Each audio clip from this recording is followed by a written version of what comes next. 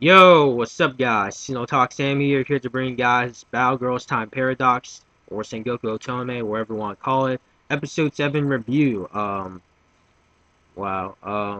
and for those people of my subscribers who watch my Sengoku Otome reviews, you're probably wondering why the hell haven't you done a review for Battle Girls ever since episode 4? Well, to be honest, I pretty much fell 2 episodes behind, and I pretty much caught up with Battle Girls this past weekend. And the reason why I pretty much fell behind is because for some reason, every time when I got home from school, like I didn't feel like watching because I also review Gintama on Monday as well. So for some reason, I didn't feel like watching the episode and reviewing it at the same time. So I don't know. I guess I just pretty much had the case of the lazies pretty much for the past 2 weeks. So, but yeah, hopefully I'll continue reviewing Battle Girls now. But um, but yeah, let's pretty much get on. Let's get on with the episode. Wow, I come back on to watch to review this show, and this is what I get. This is what I get. I'm just gonna name the title of this review is pretty much gonna be called "Is this really Yuri? Is this show really Yuri?"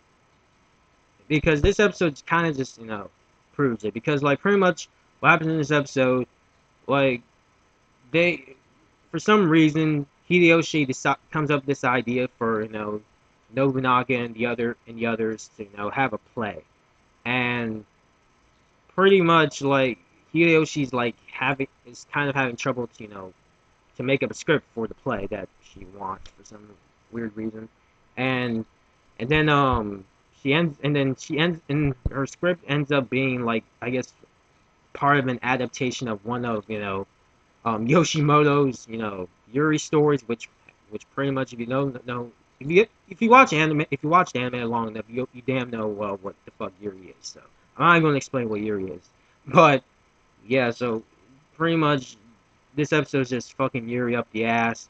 Um, and then like Hideyoshi's pretty much getting like I guess was pretty much getting pretty much I guess in a way bothered by Kenshin and Takeda for big roles because you all know Takeda and Kenshin are pretty much rivals, so they would fight for something silly such as having the bigger role in the play, and and then like this it just becomes the play pretty much falls apart. Pretty much, long story short, the one of Iyasu's like henchmen decides to just burn the stage like while they were performing the play. She decides to like burn like the curtain and the fire pretty much screws up the entire play. And Hideyoshi's pretty much trapped inside the fire, but and then fucking Nobunaga comes and save her, and pretty much and then like oh yeah, and like in the last minute or so of the episode, like Masamune pretty much or Date Masamune Date Masamune, whatever you want to call her, pretty much tells Nobunaga about the location for like the final pieces of the Crimson Armors. And yeah, that's pretty much it. So pretty much this episode to me felt like freaking Yuri filler. It pretty much, yeah, I'm just gonna call this episode Yuri filler for the win or something like that. Something along the lines of just the title of Yuri, because that's pretty much what it is. It was just and the dog, and I love how the dog.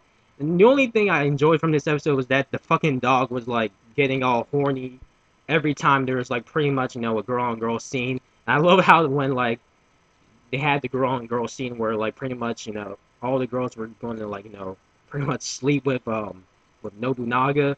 The dog would try to jump in and get and be part of the get part of try to like jump in and become part of the harem, but like he jumped in and then like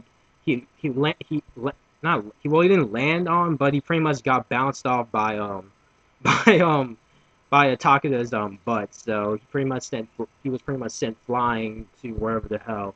And yeah, but other than that, this episode was just it was just Yuri up the ass.